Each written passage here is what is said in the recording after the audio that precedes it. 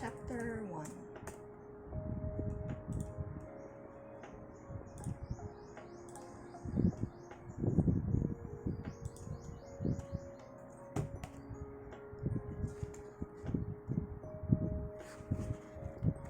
Let's start with patterns.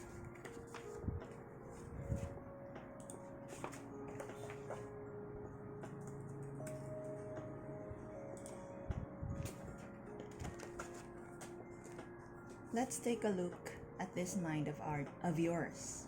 When you walk across the road, do you have to concentrate on every step? When you chew gum, do you have to think about it? When you eat a pizza, do you have to work at digesting it?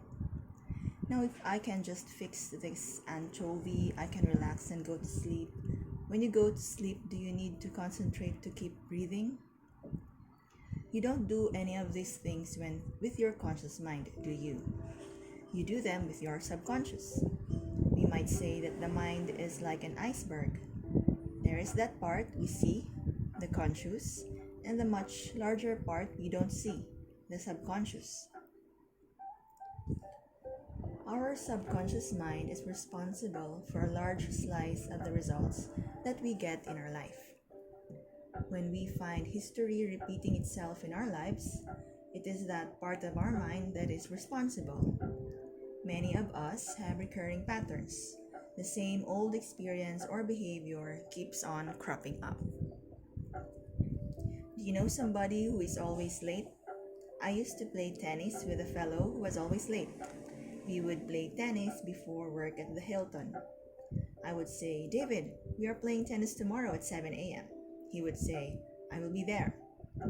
"Have you got that time?" "7 a.m. I will be there." Sure enough, at 7:15 next morning, David would arrive. He had all the excuses. My son had borrowed my racket and put it under his bed. Next week, the same thing would happen. At 7:16, David would arrive. The reason? I could only find one tennis shoe. The following week, he arrived at 7:15 sharp. The goldfish was sick and the baby was crying. And so on through the flat batteries, power failures, lost car keys, and underwear that was left wet in the washing machine. Finally, I said, "David, let's make a deal. For every minute that you are late from now on, it will cost you $1. He hurt his shoulder the next day, and we have not played tennis since. He thought that the world was doing it to him. He was not trying to be late consciously, but in his subconscious, he had a program that said, "You are always running behind." And that program was running his life. If David had accidentally got up early and found himself on target to arrive on time, his inner programs would have helped him find a tree to hit or a strange road on which to get lost. He would have then taken a deep breath and said, "That's more like it. I am back behind the 8th ball." Drama patterns.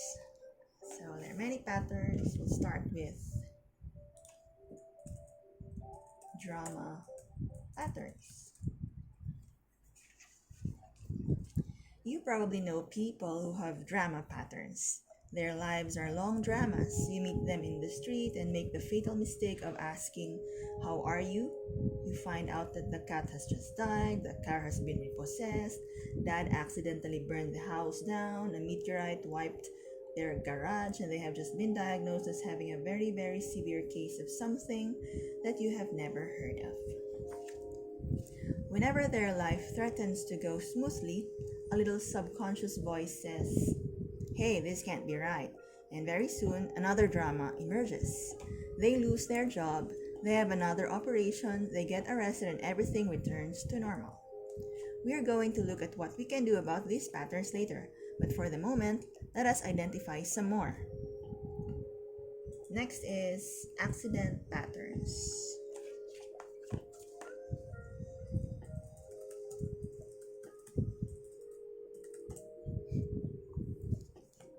Some people have a talent for having accidents. They spend their lives falling off ladders, off bicycles, and out of trees, getting electrocuted and having car accidents. I know an insurance agent in her early 20s who has owned 5 cars since her 16th birthday. She told me every time I bought a new car, someone smashed into the back of me. After 5 of those accidents, I quit buying new cars for my own survival. Next, sickness patterns. Do you know anybody with a sickness pattern? Some people get colds twice a year. Some people get sick every time a big opportunity comes along. Some people get sick every Monday morning. Mess patterns. Some people are inclined towards mess. They don't consciously try and do it, but their pattern is so strong. Their desk is a mess, their files are a mess, their hair is a mess. You can come along and straighten everything out for them, and within 20 minutes, their office, bedroom, car, lunchbox all look they have been through a hurricane. Next, broke patterns. Have you met someone who is always broke? It is not what we make, but what we do with what we make. People with a broke pattern work on an automatic program. Whenever they get any spare cash, they go looking for somewhere to get rid of it.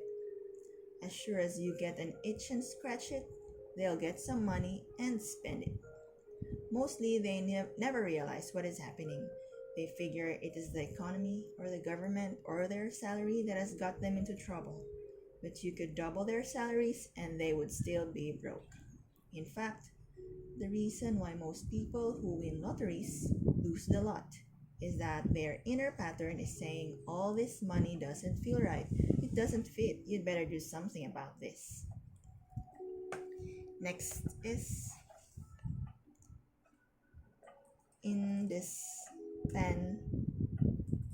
indispensable patterns. If you have the indispensable pattern, you absolutely know that within 3 minutes of your going on holidays, the office will be hit by lightning and the sales staff will all come down with the flu. If we have a pattern like this, our belief system and our attitude will help to create and perpetuate the situation. Whenever we leave, all hell breaks loose. Next, job change patterns. A fellow who was thinking of changing his job came to see me recently.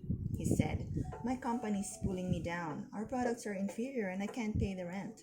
I said, "How long have you been in this job?" He said, 2 years. I said, "What about the job you had before that?" He said, "That one I had for about 2 years. And the one before that, 2 years.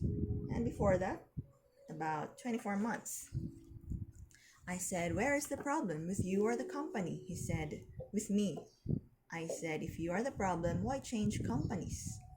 In the course of our conversation, I told him about a friend who had 5 jobs in the past 11 months. I said, as a matter of fact, I would bet everything I own that in a year's time, she won't be in the same employment. That afternoon, she rang me to tell me that she had quit her job. Now, this lady tells me that she is deliriously happy, so it is not for us to question whether her pattern is good or bad. Simply, it is good to recognize that we operate on programs. We may have car and house and relationship patterns operating along similar lines. There is another pattern. It is the "people are nasty, life is horrible, why is the world doing this to me, I wish I were dead" pattern. Again, we tend to create our own circumstances.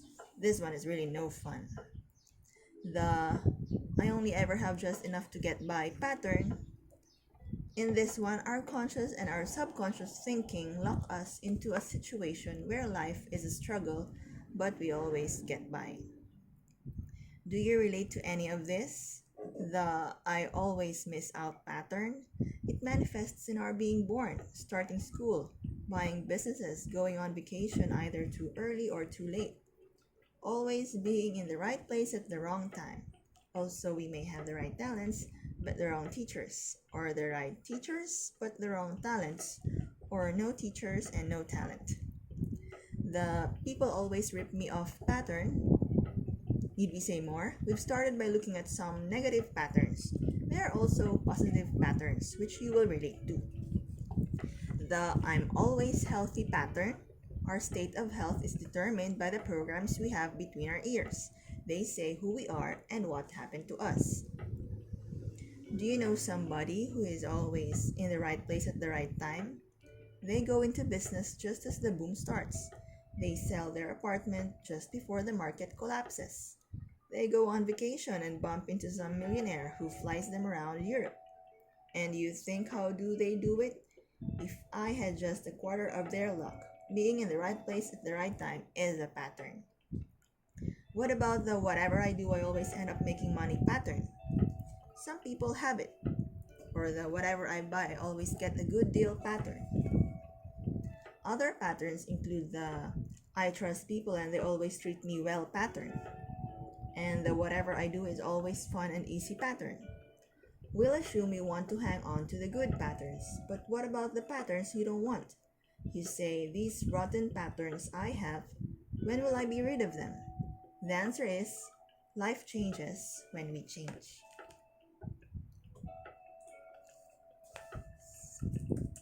Life changes when we change. Change is always challenged. It is not always easy to change our patterns, but it is very possible. Wherever you are, you can get to where you want to be, and we deal with how to do this throughout this book. Recognize one thing right here. Whenever we decide to change, we meet resistance. We are always tested to see if we are serious.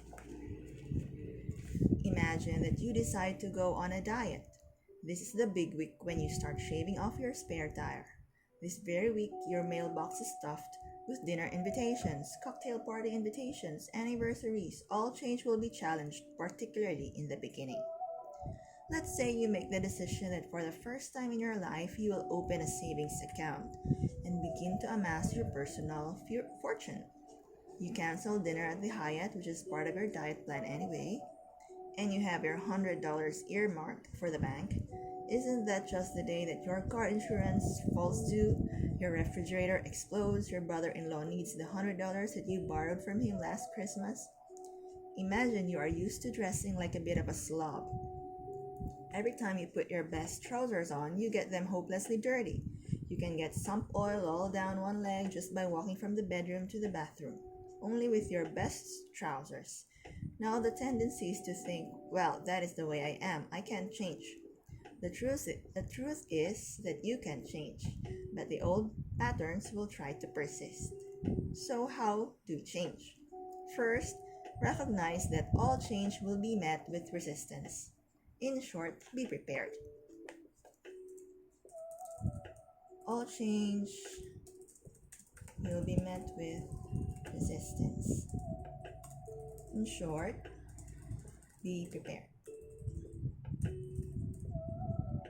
The formation of patterns. We begin to form behavioral patterns right from birth. They are persistent and tenacious. For example, let's look at eating patterns. When we were babies, we cried for many different reasons. We were thirsty, hot, cold, lonely, frustrated, wanting a cuddle, exercising our lungs, wet, wanting a toy, wanting attention, and so on. When we did cry on many occasions, we were fed. Thus, the association was formed that the solution to any of the above was to put something in our mouths. So if you smoke, drink, or overeat, you don't need to look very hard to see where some of your programming comes from. We can see why. For many people who are lonely or depressed, the light in their life is the one in the refrigerator. The solution of the bottle and the cigarette stems in part from similar conditioning. We are shaped by our childhood experiences. In our early years, we are open-minded and empty-headed. We absorb information like a sponge. Since our first relationships are with our parents, their influence on our later lives and our later relationships is huge, partly consciously and mainly subconsciously.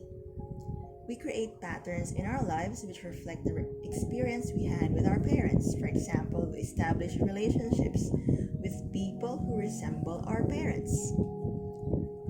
Point 1. We may find ourselves working for bosses or establishing friendships with people who resemble our mother or father. Point number 2. We establish relationships with other people that mirror our parents' relationships with others. If our parents were loving and gentle, so will we tend to be.